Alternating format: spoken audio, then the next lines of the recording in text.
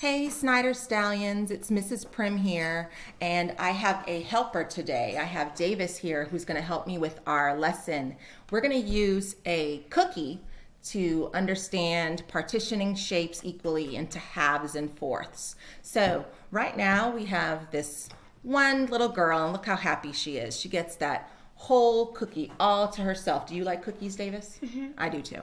So she's happy. She gets the whole cookie. She doesn't have to share it with anybody.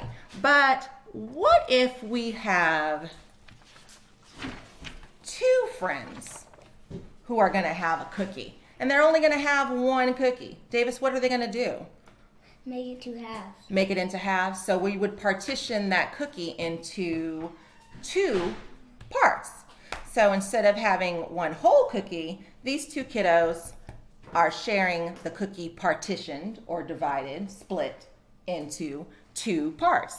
Now, into halves, into two halves. Now, Davis, what am I going to do?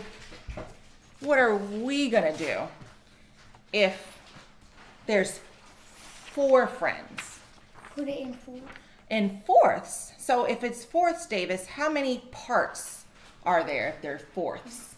You said fourths, right? They're going to have fourths. One and four. Well, tell me, get your hand out. Tell me, how many parts? You said four? Oh, he says four. He did say fourths, but I wanted to make sure we all understood that if it's four, then it means, if it's fourths, then it's partitioned into four parts.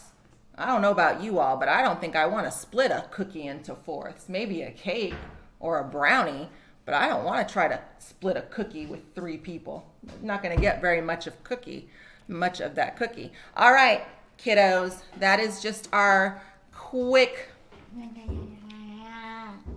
lesson on